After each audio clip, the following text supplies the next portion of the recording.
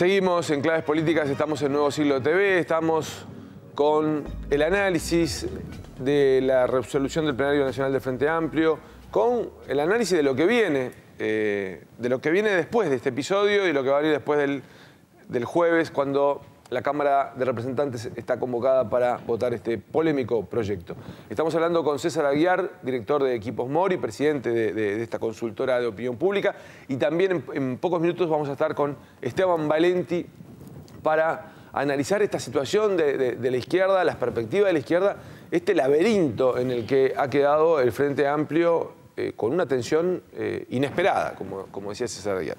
Pero con Valenti vamos a estar unos minutos, vamos a seguir compartiendo con César Aguiar esta mirada. Yo le decía, no hay alguna encuesta reciente, ¿no? Sobre esto. En el caso nuestro estamos reestructurando el sistema de campo, pero han aparecido algunas encuestas recientes de colegas muy confiables que muestran caída de la popularidad del presidente. Hoy veíamos en últimas noticias la consultora de Juan Carlos Llenart que mostraba una caída importante. Sí, es que yo creo que tiene que ser así, digamos. Toda la teoría que hemos venido acumulando durante años, porque hay muchos años que hay encuestas regularmente. ¿Tiene que ser así por qué?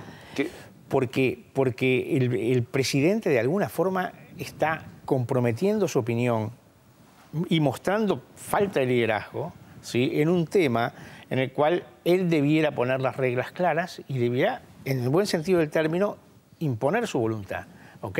Y el público lo percibe, el público dice, acá no manda, el presidente no manda. Es una imagen muy dura, una imagen muy terrible, ¿ok?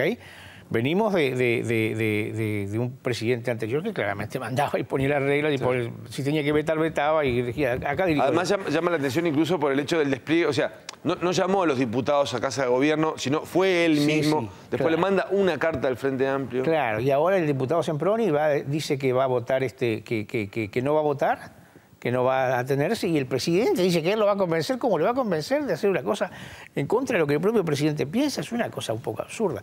Entonces yo creo que esto le va a costar al Frente Amplio, al presidente Mujica, y al gobierno le va a costar varios puntos de popularidad, pero sobre todo le va a costar clima de cooperación, digamos. Hasta ahora hemos tenido una situación maravillosa en el Uruguay en los últimos 10 años, digamos, de altísima cooperación entre las fuerzas políticas, de altísima cooperación, y de juego relativamente limpio, muy limpio si se compara internacionalmente, ¿ok?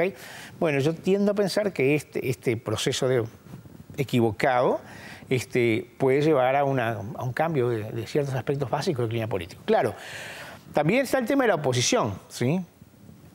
Con una oposición firme, articulada, con una coalición de oposición unida y con una estrategia clara, el gobierno se las vería muy feas. Sin embargo, como esa coalición, como esa oposición no existe de esa forma al menos, bueno, de alguna forma el gobierno está también protegido por las debilidades de la oposición, cosa que está ocurriendo en toda América Latina. En América Latina las debilidades de la oposición son la clave del éxito de los gobiernos. La bonanza económica también ayuda. La bonanza económica también ayuda, obviamente, y todo indica que en el corto plazo se va a mantener, ¿ok? Pero el público percibe rápidamente, ¿sí?, si el presidente está dirigiendo o si no está dirigiendo. Vamos a ver un poquito más de eso, o me interesa la mirada para adelante, ¿no? De cómo queda el gobierno parado en esto y además con la oposición. Brevemente, digo, lo hablábamos antes brevemente, si se puede explicar cuál es la propuesta de la vertiente artiguista que el Frente Amplio pase a una comisión para que considere. La propuesta consiste en lo siguiente: después de votada esta ley, que habrá que ver si el presidente la promulga con su firma o deja pasar los 10 días que se promulgue de hecho, si se concreta la votación en diputados, como todo indica que pasa. Lo que propone la vertiente artiguista es votar una nueva ley de reglamentación de referéndum, que tiene que ser votada obviamente en las dos cámaras, en Senado y Diputados, para cambiar la reglamentación de convocatoria de referéndum para que se pueda hacer sin junta de firmas y se pueda hacer a través de una ley.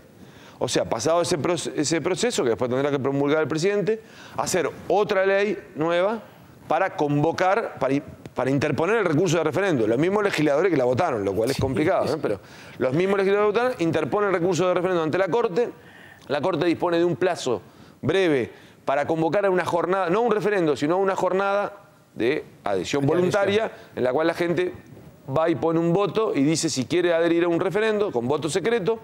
Si la cantidad de gente que va es 25% del electorado, o sea, unas 642.000, 645.000 personas, en ese caso hay un referéndum con voto obligatorio que va a ser no sobre la ley de caducidad, sino sobre la ley sobre la anulación de la interpretativa. Sí.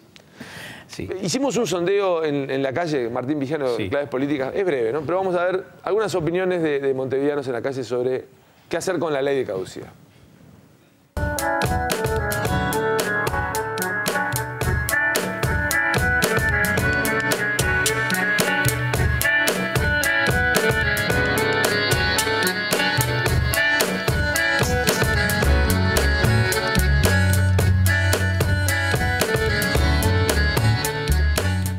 Y ya votamos.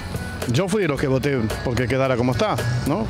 Pienso que por respeto a la ciudadanía, si se votó mal o bien en la segunda votación, aguantarse. Que los plebiscitos son constitucionales, los plebiscitos. Este es el problema. Y si hizo 2 plebiscitos y el pueblo dijo, dio el voto, bueno, hay que respetar el voto del pueblo. Esto comenzó en forma totalmente irregular. La ley de caducidad es inconstitucional. No sé, volvimos a votar y ahora aparentemente no se sabe qué van a hacer con ella porque el Estado dice que quiere anularla, el pueblo dice que la dejen como está y va a mandar el Estado porque hacen lo que ellos creen que tienen que hacer, ¿no? Porque acá el que gobierna es el pueblo. O sea, el que gobierna son los gobiernos puestos por el pueblo. Y que el pueblo es que tiene el voto, no los gobiernos. Es un tema de carácter político, no se podía haber puesto a consideración de la población un principio. Es como la Constitución.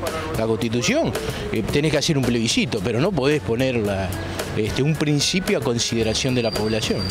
Perdón, el partido que está, el gobierno que está, tiene que respetar, sí, el voto del pueblo. ¿Ah? Con la Constitución en la mano, respetando el voto del pueblo.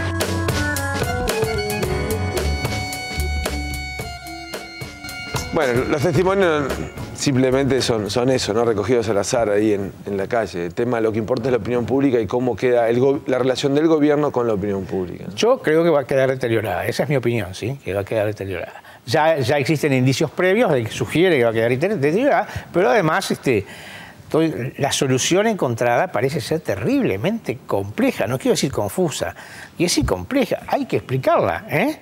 Hay que explicarla, implica cantidad de votaciones en el Parlamento, implica 2 convocatorias a la población y todavía está el hecho de que en noviembre prescriben los delitos. Entonces, se le está pidiendo a la opinión pública que participe activamente en un proceso muy, muy complejo sobre el cual el electorado ya se expidió. Yo creo que implica un deterioro. Ese deterioro no digo que comprometa la suerte electoral del Frente Amplio, pero puede comprometerla porque conviene subrayar. El Frente Amplio tiene una pequeña mayoría, 50-52, 53, no tiene el 65, ¿ok? Y entonces tiene una pequeña mayoría. Entonces, basta con que el 5, el 6% de opinión pública cambie de opinión para que cambie el sistema político. Eso conviene tenerlo claro. Entonces, realmente, el primer interesado en cuidar la relación con la opinión pública debe ser el propio Frente Amplio. Yo tengo la sensación de que este proceso manifiesta o sugiere que no todos en el Frente Amplio entienden que deben cuidar su relación con la opinión pública y que algunos están dispuestos a sacrificar o arriesgar la relación con la opinión pública simplemente por afirmar sus convicciones, aun cuando sean las convicciones de una minoría, ¿no? Ayer, y cuando decías sobre el tema de posibles consecuencias electorales, ¿cuáles son las proyecciones que se pueden hacer ahora en materia de liderazgos para un próximo horizonte? No se pueden hacer muchas, se pueden constatar ciertos elementos empíricos, digamos. Es obvio que el Frente Amplio tiene una figura predominante, que es el doctor Tabaré Vázquez, eso es clarísimo, ¿sí? Es obvio también que hay otras figuras que están por allí, pero ninguna calza los puntos, ¿sí? El senador Astor y el intendente Carámbula, bueno, se pueden mencionar más, pero ninguna calza los puntos que tiene todavía hoy y no tiene riesgos por ahora el doctor Tabaré Vázquez, ¿no? En la oposición, el Partido Nacional tiene su liderazgo discutido. Esto parece bastante claro. No se observa bien todavía cómo puede evolucionar, pero tiene su liderazgo discutido. Y El bordaberrismo es el señor Bordaberry y un elenco de gente que lo sigue a él sin tener una estructura muy firme de partido. Que pueden coincidir el bordaberrismo y el Partido Nacional, es una de las grandes incógnitas del sistema político actual, ¿sí? He escuchado... No se ven caminos de posible coincidencia. En el momento no se ven, sí, en el momento no se ven. Pero de todas formas uno debiera mirar a América Latina, y América Latina muestra hasta el cansancio. El último episodio fue en Perú, ¿okay? Donde los 3 candidatos que representaban opiniones, entre comillas, centristas, dividieron sus votos y ganaron candidatos que la mayoría no quería, que la mayoría no deseaba. En Argentina lo mismo, la oposición está totalmente atomizado y no es capaz de ofrecer una propuesta articulada. Entonces, bueno, eso puede pasar, lo mismo puede pasar en Chile. Entonces, ¿eso puede pasar en Uruguay? Puede pasar en Uruguay, sí. Aunque la verdad es que los sistemas políticos son de mejor calidad cuando tienden a ser bipartidismos estables, ¿ok? Los ciudadanos son más felices, digamos, cuando tienen bipartidismos estables que cuando tienen una fragmentación muy fuerte, especialmente una fragmentación de la oposición, ¿no? Le facilita las elecciones. Le facilita la elección y facilita después los gobiernos.